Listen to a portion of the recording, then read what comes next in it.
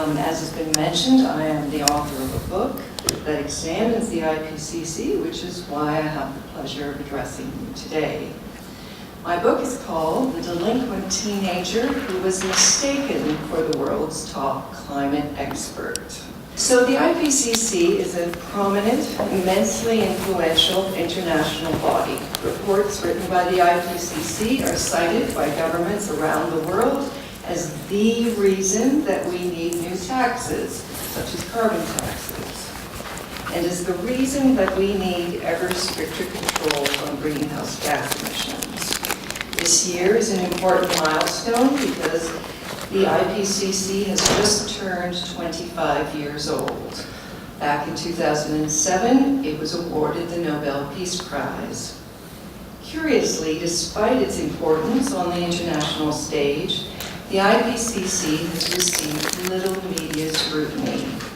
So I'm here to tell you what I discovered when I began taking a close look at the IPCC. The short version is that the public is being misled. On the IPCC's website, there is a 300-word description. It expressly declares that, quote, the IPCC is a scientific body, unquote. As you can see from the red lettering that I've inserted, the red coloring, the words scientific and scientist get used rather often, 7 times, in fact, in this brief description. We are supposed to come away from the IPCC's website convinced that what's going on there is science. But if the IPCC is a scientific body, what are we to make of remarks by its chairman, Regenda Patori? These particular remarks weren't made hastily off the cuff. Rather, they were part of a speech he prepared in advance and then delivered to a gathering that was celebrating the IPCC's 20th anniversary. So what did he say? He said that the UNFCCC, the organization that's currently holding the climate summit here in Warsaw, is his organization's main customer. So let's remind ourselves what the UNFCCC is exactly. It's an international treaty that came into existence at the Earth Summit held in Rio in 1992. The UN Framework Convention on Climate Change is a treaty between nations. Nations are political entities. Treaties are about power and politics. The chairman of the IPCC says that his main customer is a political entity. He's pleased that an IPCC report had a major impact in shaping a political document called the Valley Roadmap. According to its chairman, what's going on with the IPCC is not science for science sake, it's science for politics' sake. There are then 2 versions of what the IPCC is all about. Version number 1, intended for the general public, says that the IPCC is about science. We are told this is a scientific body. You can trust us, we're scientists. Version number 2 is what the head of the IPCC says to insiders. In that context, his message is, we serve the UNFCCC. The IPCC, a UN entity, has a purpose. That purpose is to help another UN entity, a climate treaty, stay alive. Politics, not science, is in the driver's seat here. Another way to think about this is to ask the question, who's in charge of the IPCC? Is it the scientists who write these massive reports that you get described in newspapers as IPCC lead authors? Is that who's in charge? Well, late last year, a whistleblower from inside the IPCC sent me, as a journalist, 3 internal data sticks. This was a leak of unprecedented proportions. In January, I released the entire contents of these 3 data sticks onto the internet. All of this material is now in the public domain. The chairman of the IPCC has made a number of unequivocal statements about how transparent his organization is. He said things like, "You can't think of a more transparent process. Our work is carried out with complete transparency. We are a totally transparent organization. Whatever we do is available for scrutiny at every stage."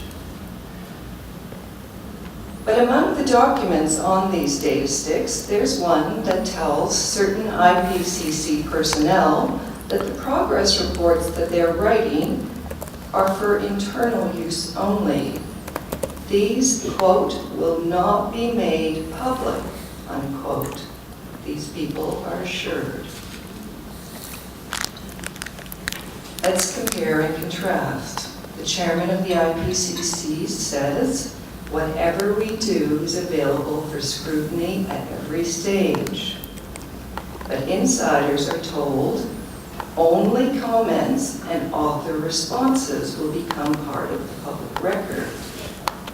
In other words, whatever happens at the IPCC stays at the IPCC, except for certain categories of documents. The chairman insists that the IPCC is open to scrutiny at every stage, but insiders are told that the comments and author responses will be made public at the very end of the process, at e-launch. So it seems to me that in these 17 words uttered by Chairman Pachauri, we have 3 inaccuracies. The IPCC is not a totally transparent organization, or I wouldn't have had to put all of this material on the internet. Everything it does is not subject to scrutiny. The public will be shown only a small glimpse of what has gone on, not the entire picture. Nor is this an organization that is subject to scrutiny at every stage. It's only at the very end that the IPCC will share some of its data with us. So now that you have an idea of how reliable the IPCC's chairman is, we come back to the data sticks and to the question of who is in charge at the IPCC.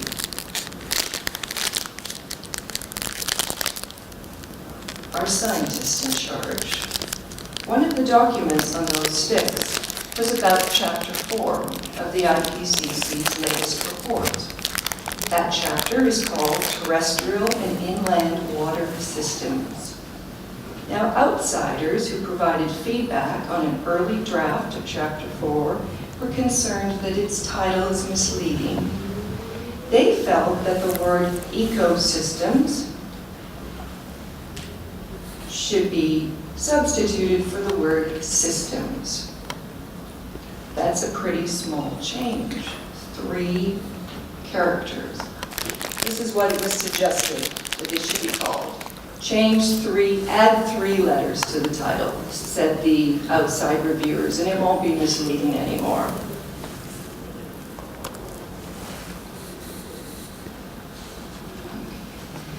Okay, but what we learned from another document on these data sticks, material that was never intended to be made public, is that the authors of Chapter 4 have no authority to make this change. Why? Because the title of that chapter and of every other chapter in the IPCC report was decided years ago by bureaucrats. It was then approved at a plenary meeting. Scientists don't take part in those meetings, governments do. Any government who belongs to the United Nations can send people to the plenary meetings and vote on various motions. So in the words of the people who wrote this particular document that was supposed to stay secret, making a change as minor as this one, adding 3 letters to a title, would entail traversing a thorny path that would involve a number of IPCC actors and bodies, possibly all the way up to the plenary itself. So we're told that this is a scientific body, but the scientists can't even add 3 letters to the title of a chapter.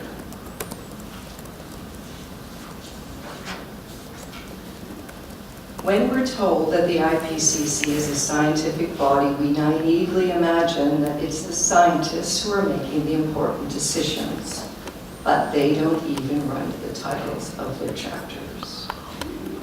Instead, they're being told what to write about. There has to be a section on X, there has to be a section on Y.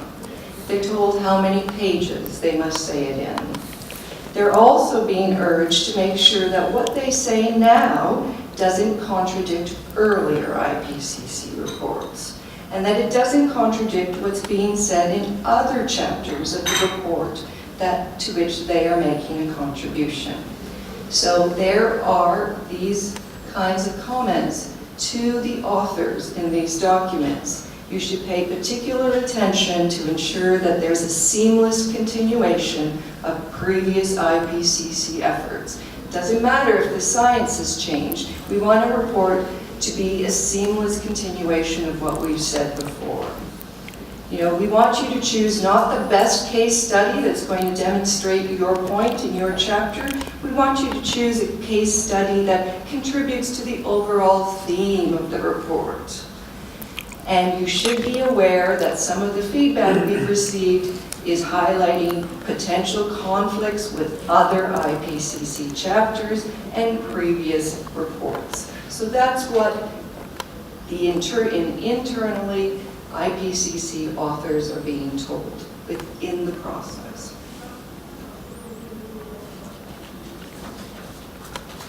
What's going on here has nothing to do with free inquiry. It has nothing to do with the pursuit of scientific knowledge.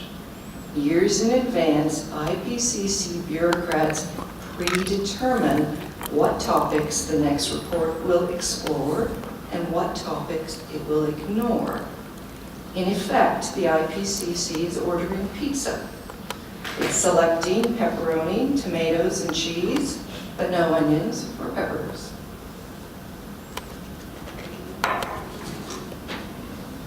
Now, the Working Group 2 section of the latest IPCC report isn't due to be released officially until this coming March. But once again, material has been leaked to me, and I can tell you what the final title of Chapter 4 is.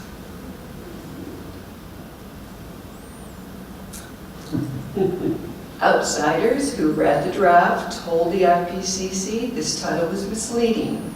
They said the problem could be solved easily. All you have to do is add 3 letters to this title. But that did not happen.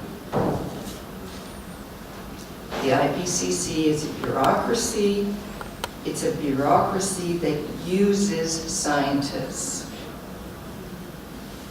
Here's the first page of that chapter that's going to be released in March. Notice, it isn't the bureaucrats whose names are attached for all eternity to this misleading chapter title. It's the names of scientists on that document. So what's going on here? Why are scientists participating in this process, in this charade? If someone said to me as a journalist, we want you to write a report for us. Here's an outline of the issues you must discuss. If it's not in the outline, it's off limits. Now, this report has to be in sync with what our earlier report said, and no, you can't even add 3 characters to the title. You have no authority to make that decision. When this report is finished, we're going to put your name on it. We're going to tell the world that this is your analysis and that these are your conclusions. Do you know what I, as a journalist, would say to that proposal?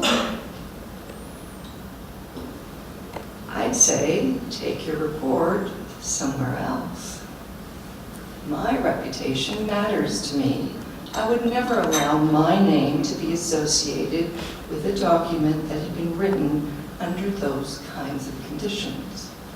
Absolutely not. So, again, I ask, what are these scientists thinking? Why are they allowing themselves to be used in this fashion? Do they not understand that their presence adds a scientific veneer to a profoundly political process in a profoundly political organization? Do they not understand? They are the lipstick, and that the IPCC is the pig.